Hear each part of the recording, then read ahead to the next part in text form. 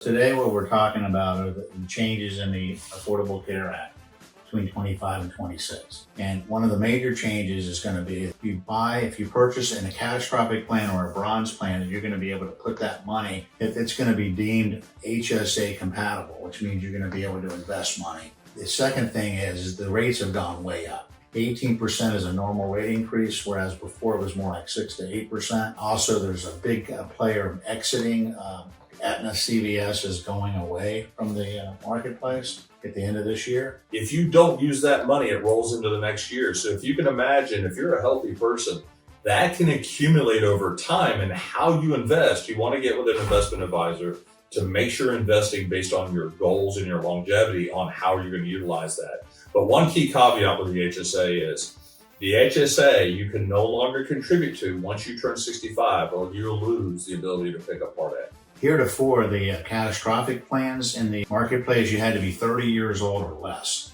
So that now you can be any age, you get up to 65, okay? And you can get a catastrophic, or you can get a bronze plan, and then they're going to be deemed HSA compatible, and then you can do the investment. And then a bronze and catastrophic plan is under the American Act, right? It's an ACA. See, when the ACA, you have the Olympics, okay? You have gold, silver, and bronze. Yeah. But then you also have this catastrophic, okay? But you didn't have to buy a bronze plan or the catastrophic in order to get the HSA investment. How do you determine which plan you get? Is it based on your income? It's based on, you need to talk to me, because what we do, I get on the computer with you, and then we just put in all the different variables, and then we can figure out which plan's best for you. Okay. And primarily the best plan is your doctors. Are your doctors on the list? That's primarily what we look at. And then we look at prescriptions. But the doctor list is critical. Today's episode is brought to you by Security Financial Management.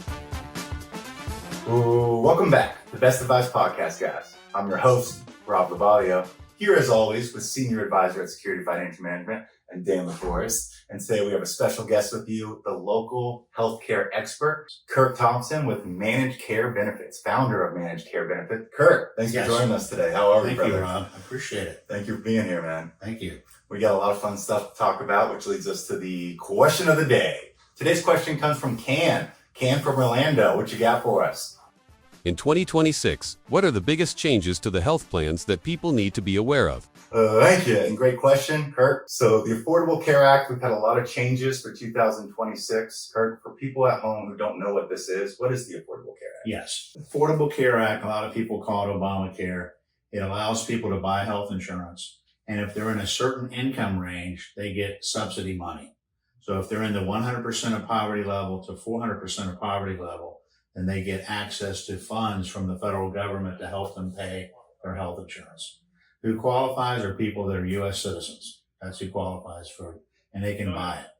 And one other thing I want to bring up is that on the group health insurance, if you have access to group health insurance, but your employer is asking you to pay more than 9.02% of your adjusted gross income, that's considered unaffordable, and therefore you can come over here to the Affordable Care Act plan and get subsidy money. So, Kirk, let's talk about how this was set up in 2025 before we actually talk about the changes for 2026. Normal rate increases have been more like 6 to 8% on health insurance. This year it's 18%. And then the caveat is going to be for the people that are $1 over the 400% of poverty level. That's what you're hearing about in the media right now. If those people are over $1 over the 400%, then they lose all of their subsidy money. They don't have any of it. So in that particular situation, it would be better to make less, right, from your employer, is because then you can receive both benefits, or not both. Well, and not so much from the employer, but also like if you own your own company, if you have an S corp or whatever, you need to, your income, your AGI, it's line number 11 on your tax return, needs to be less than 400% of the poverty level. So, Kirk, it's actually calculated by not only your income, but the number of dependents that you're going to have on the plan. Isn't that correct? That is correct. So when we're looking at that 400% of poverty level, the amount is $62,600 for one person on the taxes. Two people on the taxes, it's $84,600. Three people, it's $106,600.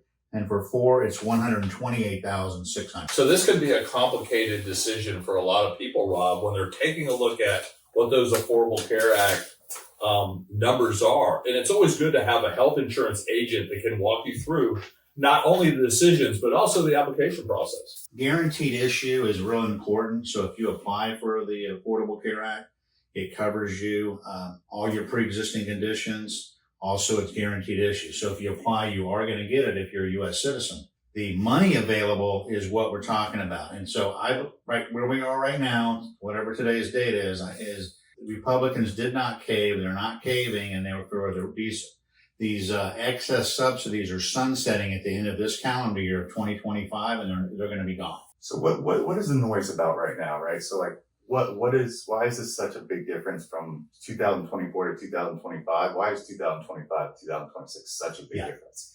The Inflation Reduction Act allowed these excess subsidies to be in there. So 23, 24, 25, we had the monies available, and now they're going away because they're sunsetting at the end of this year, 2025. They're gone.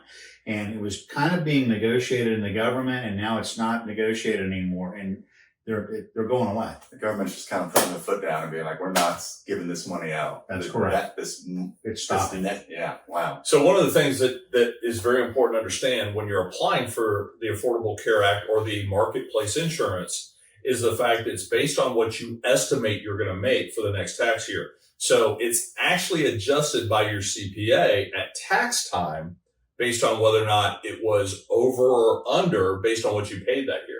Each person will get a 1095-A on January 30th. So each year, let's just take 2025, on January 30th of 2026, that paper is sent out, snail mail by the marketplace, and then you give that to your accountant. It will be then reconciled on your taxes. When you do your taxes 415, if you do an extension, it's 1015. And at that point is when it's reconciled. Now, Rob, the biggest thing about this show is 2026. What are the big changes? Good news and bad news.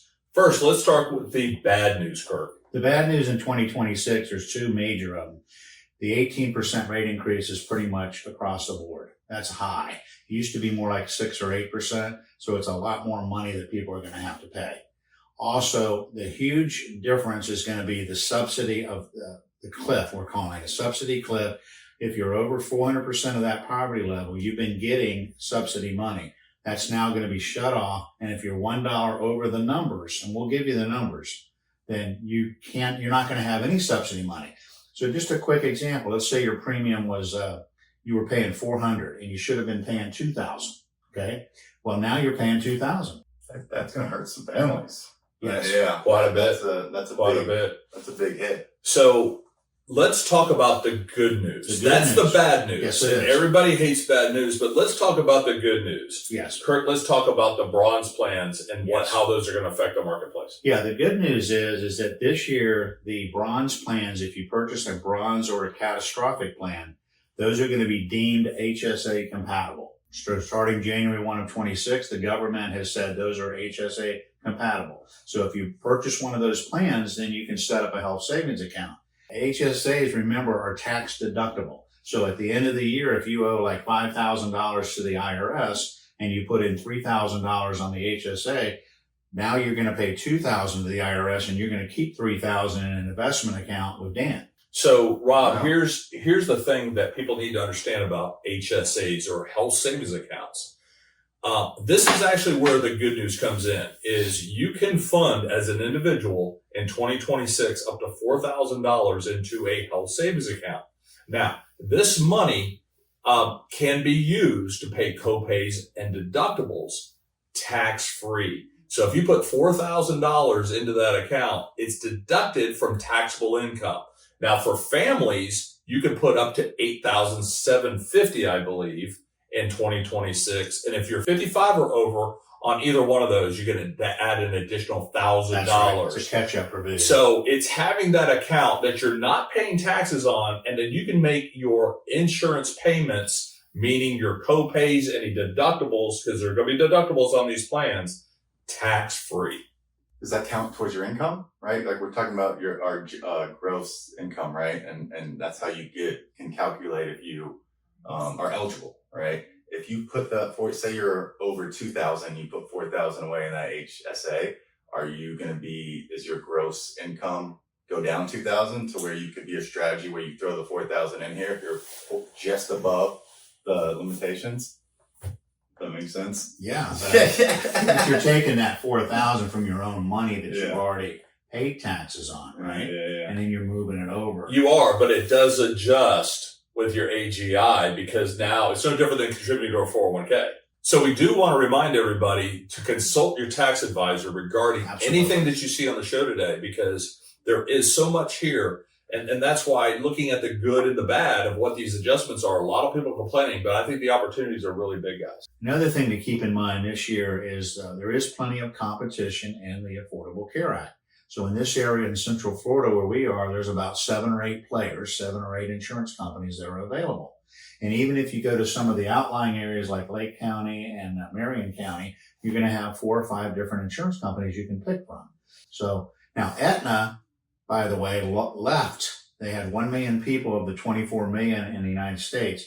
Aetna CVS is leaving at the end of this year. So there's going to be some people that have that, and they need to immediately call their insurance agent and pick a different plan. Or call Kirk, because again, call us here at SFM. We'll hook you up with Kirk, That's interesting. because there's so much good information here that we really want to make sure everybody is educated on. And we can actually assist you in opening up a health savings account here at Security Financial Management. All right. Beautifully said, Kirk. Thank you so much for bringing your expertise, the Best Advice Podcast, guys, today. You're welcome. Remember, folks, the secret to wealth is not what you earn, it's what you keep.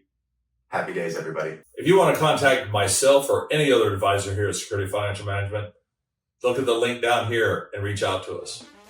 This podcast is for entertainment and educational purposes only and is not intended as personal financial advice. Before making any financial decision, please do your own research and consult a financial advisor as needed.